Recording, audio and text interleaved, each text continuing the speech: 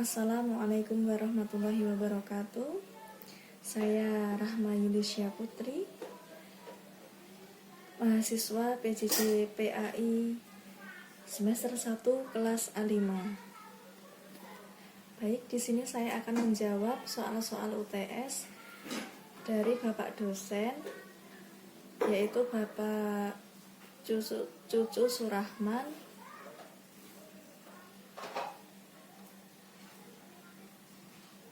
dengan mata kuliah ilmu Al-Quran. Nomor 1, proses turunnya Al-Quran. Al-Quran diturunkan oleh Allah Subhanahu wa Ta'ala melalui malaikat Jibril kepada Nabi Muhammad SAW secara bertahap selama kurang lebih 23 tahun. Ayat pertama yang diturunkan adalah surat Al-Alaq, ayat 1-5. Saat Nabi Muhammad berada di Gua Hiro pada tahun 610 Masehi. Turunnya ayat Al-Quran menyesuaikan dengan permasalahan sosial, krisis moral, keagamaan yang sedang terjadi. Al-Quran pertama kali turun di tengah-tengah masyarakat Arab yang ummi, yakni yang tidak memiliki pengetahuan tentang bacaan dan tulisan, sehingga turunnya wahyu secara berangsur-angsur memudahkan mereka untuk memahami dan menghafalkannya. Ada 2 tahapan proses diturunkannya Al-Quran, yaitu Al-Quran diturunkan dari Lauhil Mahfudz ke langit dunia dalam kitab yang utuh, dan Al-Quran diturunkan secara bertahap melalui malaikat Jibril kepada Rasulullah. Peristiwa turunnya Al-Quran kepada Nabi Muhammad SAW dikenal dengan istilah Nuzulul Quran dan diperingati setiap 17 Ramadan. Adapun sejarah kodifikasi Al-Quran dibagi menjadi 3 periode, yakni pada masa Nabi Muhammad, masa Khalifah Abu Bakar, dan Khalifah Utsman bin Affan. Berikut ini adalah singkatan proses turunnya Al-Quran dan sejarah kodifikasinya. Yang pertama, pada masa Nabi Muhammad, penulisan Al-Quran sangat sederhana, tanpa adanya titik dan harokat. Tahapan kedua, masa Khalifah Abu Bakar. Umat Islam memerlukan kodifikasi Al-Quran yang lebih spesifik dan mudah dipahami oleh umat di seluruh dunia. Oleh karena itu, diadakan penyempurnaan seperti pemberian harokat berupa baris di atas huruf, sebagian fathah, baris di bawah sebagai kasroh, dan tanda-tanda wakof untuk memberikan kemudahan dan kenyamanan dalam tilawah Al-Quran. Pada tahapan ketiga, masa Khalifah Utsman bin Affan, umat Islam melanjutkan pengembangan kodifikasi Al-Quran mereka, mengabadikan para ulama untuk mengkodifikasikan Al-Quran, sehingga umat Islam di seluruh penjuru dunia dapat melafalkan Al-Quran sesuai dengan teksnya.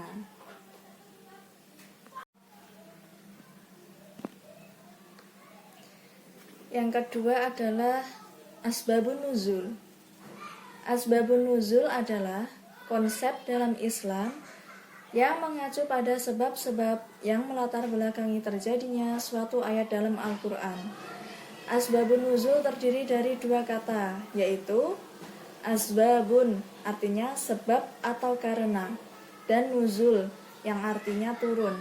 Dalam bahasa Indonesia, asbabun nuzul dapat diartikan sebagai penyebab terjadinya sesuatu atau alasan mengapa sesuatu itu terjadi. Nah, salah satu contohnya terdapat dalam Al-Quran surat Al-Ikhlas ayat 1-4 yang berbunyi A'udzubillahi minasyaitonirrajim, Bismillahirrohmanirrohim.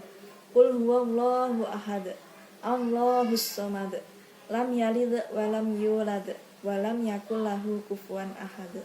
Yang artinya, katakanlah, dialah Allah yang Maha Esa. Allah adalah Tuhan yang bergantung kepadanya segala sesuatu. Tiada berada beranak dan tiada pula diperanakkan. dan tiada seorang pun yang setara dengan Dia, Allah. Ayat-ayat yang terdapat pada surat Al-Ikhlas sebagai tanggapan terhadap orang-orang musyrik Mekah sebelum Nabi hijrah dan terhadap kaum ahli kitab yang ditemui di Madinah setelah hijrah. Nomor 3, munasabah Al-Quran adalah keterkaitan antara ayat-ayat Al-Quran yang satu dengan yang lain, baik dari segi makna maupun hukum. Salah satu contohnya, munasabah antar surat dengan surat sebelumnya.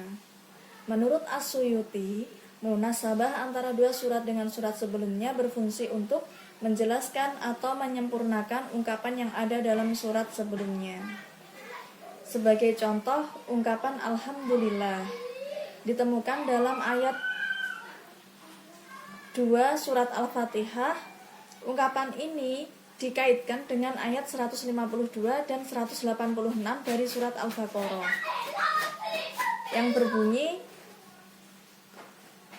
Fadkuruni adkurkum washkuruli wala takfurun. Artinya, karena itu ingatlah kamu kepadaku, niscaya aku ingat pula kepadamu, dan bersyukurlah kepadaku, dan janganlah kamu mengingkari nikmatku. Al-Quran Surat Al-Baqarah ayat 152. Kemudian Surat Al-Baqarah ayat 186. Wa idza sa'alaka ibadi anni fa inni qaribun ajibu da'watad da'i idza da'an falyastajibu li wal yu'minu bi la Allahum yarsyudun. Artinya, dan apabila hamba-hambaku bertanya kepadamu tentang aku, maka jawablah bahwasanya aku adalah dekat. Aku mengabulkan permohonan orang yang berdoa apabila ia memohon kepadaku. Maka hendaklah selalu berada dalam kebenaran.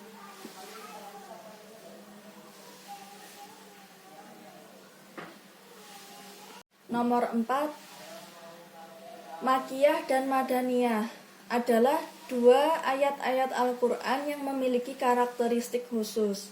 Makkiyah adalah ayat-ayat Al-Quran yang turun di Mekah pada masa sebelum hijrah Nabi Muhammad SAW. Sementara Madaniyah adalah ayat-ayat Al-Quran yang diturunkan di Madinah setelah Nabi hijrah ke Madinah. Berikut adalah beberapa hikmah dari Makkiyah dan Madaniyah. Yang pertama, menafsirkan Al-Quran. Makkiyah dan Madaniyah sangat penting dalam membantu menafsirkan Al-Quran, karena pengetahuan tentang tempat turun ayat-ayat dapat membantu memahami ayat tersebut. Yang kedua, meresapi gaya bahasa Al-Quran. Makkiyah dan Madaniyah mengandung pembahasan tentang hukum-hukum seperti faraid yang merupakan gaya bahasa Al-Quran yang berbeda dari gaya bahasa yang digunakan dalam ayat-ayat sebelumnya. Yang ketiga, mengetahui sejarah Nabi Muhammad. Melalui Makkiyah dan Madaniyah, kita dapat mengetahui sejarah hidup Nabi Muhammad SAW melalui ayat-ayat Al-Quran. Yang keempat, hazanah ilmu-ilmu Islam, mengetahui keindahan bahasa Al-Quran dan menjadi hasanah ilmu-ilmu Islam.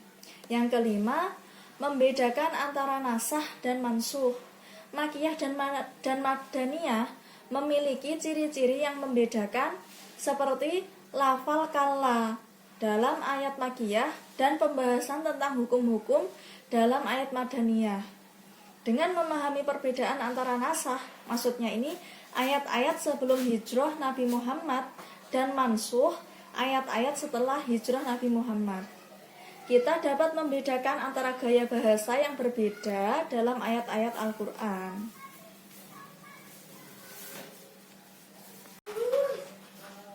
Nomor 5, muhkam dan mutasyabih. Muhkam adalah ayat-ayat yang telah jelas dengan sendirinya, tegas, dan terang maknanya, dan tidak mengandung keraguan di dalam lafadz dan maknanya. Contohnya, surat Al-Baqarah ayat 21. A'udzubillahi minasyaitonirrajim. Bismillahirrahmanirrahim. Ya ayyuhan nas, u'budu rabbakumul ladzi khalaqakum walladzina min qablikum la'allakum tattaqun. Artinya, hai manusia, sembahlah Tuhanmu yang telah menciptakanmu dan orang-orang sebelum kamu agar kamu bertakwa. Adapun yang dimaksud mutasyabih adalah ayat-ayat yang mengandung banyak penafsiran karena serupa dengan ayat-ayat lainnya, baik dari segi literalnya maupun dari segi maknanya. Contohnya, Al-Quran surat Al-Baqarah ayat 70 yang berbunyi, A'udzubillahi minasyaitonirrajim. Bismillahirrahmanirrahim. Qalu ud'u lana rabbaka yubayyin lana ma hi. Innal baqara tasyabaha inna wa inna insya'allahu lamuhtadun. Artinya, mereka berkata, mohonkanlah kepada Tuhanmu untuk kami agar Dia menerangkan kepada kami bagaimana hakikat sapi betina itu, karena sesungguhnya sapi itu, maksudnya ini masih samar bagi kami, dan sesungguhnya kami insya Allah akan mendapat petunjuk untuk memperoleh sapi itu. Mustafa Al-Maraghi memberikan penafsiran dalam kata tasyabaha di sini adalah membingungkan. Ibnu Faris dalam Makayis Al-Lughah menjelaskan bahwa akar makna dari kata yang terbentuk dari shin, ba, dan ha maknanya adalah mirip atau adanya keserupaan yang membuat pembaca sukar memahami maksud dan maknanya. Terima kasih. Wassalamualaikum warahmatullahi wabarakatuh.